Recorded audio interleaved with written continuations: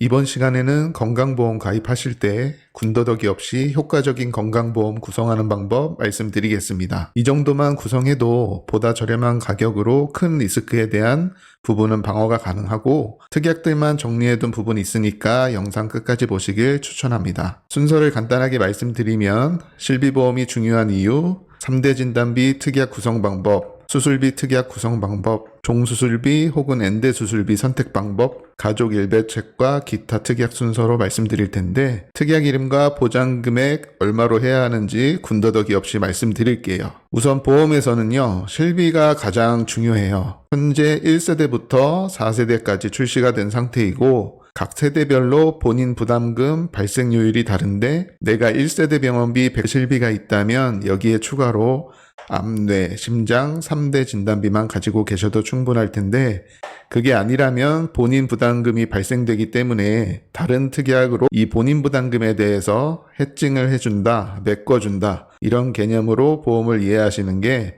불필요한 보험료 지출도 없고 좀 더 효율적으로 구성이 가능합니다. 기본적으로 종합보험 특약을 구성할 때 우리나라 사망 원인 순위 상위권에 꼭 들어가는 암, 뇌, 심장 진단비 특약이 꼭 있어야 하는데 이건 1세대 실비 가지고 계신 분도 3대 진단비는 가지고 있어야 합니다. 이유는 뭐냐면 가족이 병간호 해주면서 누군가는 경제활동을 못하기 때문에 생활비도 필요하잖아요. 그거를 이제 진단비로 커버한다고 보시면 되는 거예요. 이해되시죠? 암은 일반 암 진단비, 유사암 진단비가 들어가면 되는데요. 유사암 진단비는 현재 암 진단비의 10%까지만 보장 금액을 설정할 수가 있으니 최대한 넣어주시는데 암 진단비는 웬만하면 5천만 원을 설정하시는 거 추천드리고요. 5천만 원 설정하면 유사암 진단비는 10%니까 1천만 원까지 설정이 가능하겠죠. 그 다음 뇌 쪽으로 넘어가면 지금 보장 범위가 가장 넓은 게 뇌혈관 질환 진단비거든요. 이 특약이 보장하는 질환들은 뇌출혈, 뇌졸중, 뇌혈관 질환을 보장해주고 진단비는 2천만 원 설정하시는 거 추천드리고요. 여기에 더해서 양성 뇌종양 진단비 특약도 보장금액 최소 500부터 추가해 주시는데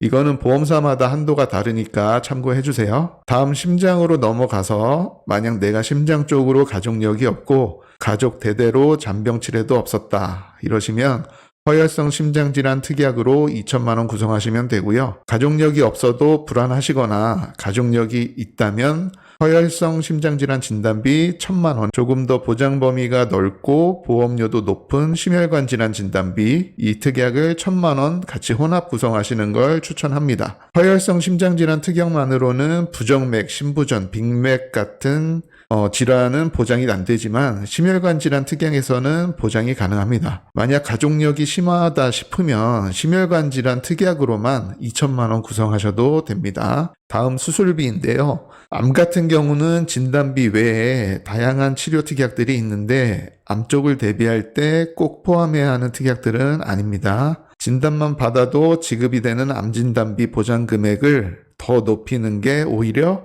확실하게 보장받을 수 있는 방법인데 이유는 암 치료 방법이나 과정은 개개인의 상황에 따라 다르기 때문에 어떤 치료를 어떻게 받게 될지 모릅니다. 그렇기 때문에 모든 치료비 특약을 구성하는 게 아니라면 그냥 암 진단비를 높여주시는 게 확실하게 보장받는 길이고요. 뇌심장의 경우는 한번 관련 질환이 걸리고 나서 재발하는 경우도 많고 수술도 여러 번 하는 경우가 많습니다. 그래서 각각 매회 지급되는 수술비 특약을 1천만 원씩은 구성하시는 게 좋습니다.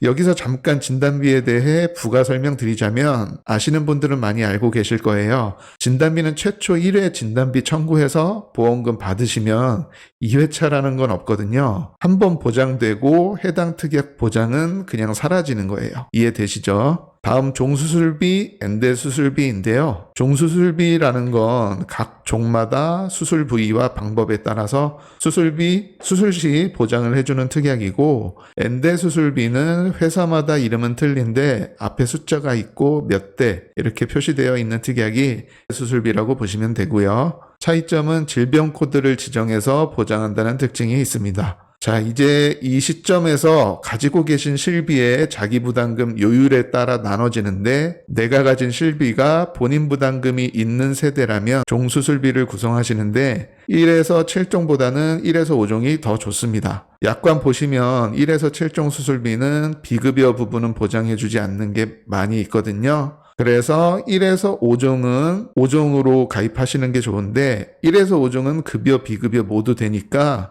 무조건 1에서 5종으로 선택하시고요. 종수술비는 질병 종수술비와 상해 종수술비로 나뉘는데 우선은 질병 종수술비입니다. 상해 종수술비는 제가 뒤쪽에 상황별로 특약 구성된 거 넣어둘 테니까 보시면서 월 보험료 예산이 남는다 이럴 때 추가하시면 되겠습니다. 종수술비랑 엔대 수술비는 비슷해 보이지만 고민할 필요가 사실은 없어요. 엔대 수술비는 내가 월 보험금이 조금 높아져도 보장이 더욱 튼튼하길 원하시면 1에서 5종 수술비와 함께 구성하면 되는데요. 앞전에 말씀드린 뇌심장 수술비 각각 1,000만 원을 제거를 하시고 엔대 수술비를 구성하시면 되는 거예요.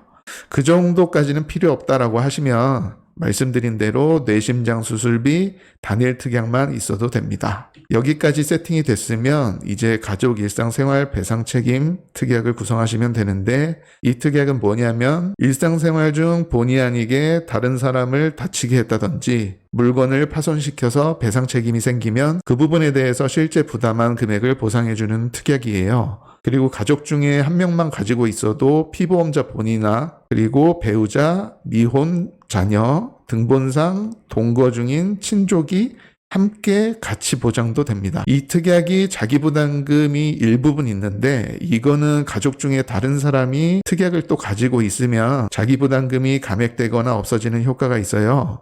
요 자세한 거 보장범위랑 함께 따로 또 다뤄볼게요. 이후로는 특약 가성비가 좋은 조혈모세포 이식, 각막 이식, 5대 장기 이식 등의 수술비를 구성해서 큰 리스크에 대해 저렴하게 대비를 하시면 되는데요. 요거 세 가지가 보험료가 굉장히 저렴한 편이니까 꼭 구성을 하시고요. 그 외에 꼭 들어가야 하는 특약으로는 보험료 납입 면제, 보험료 납입 지원 2가지 특약 꼭 들어가야 합니다. 납입 면제는 암 같은 중대질환에 걸리면 보험료 납입을 면제해 주는 거고 납입 지원은 유사암이나 따라 뇌혈관 질환, 심장 질환만 걸려도 남은 납입 기간 동안 쉽게 말해서 보험료를 할인해 주는 특약이니까 당연히 필수로 구성해야겠죠. 이 부분은 화면 멈춰두고 참고하시면 되겠습니다. 상황별로 앞전에서 설명드린 내용들 정리해둔 내용입니다. 보험으로 모든 걸 다 막을 수는 없지만 이렇게만 구성해두셔도 살아가면서 발생하게 되는 여러 가지 리스크에 대해서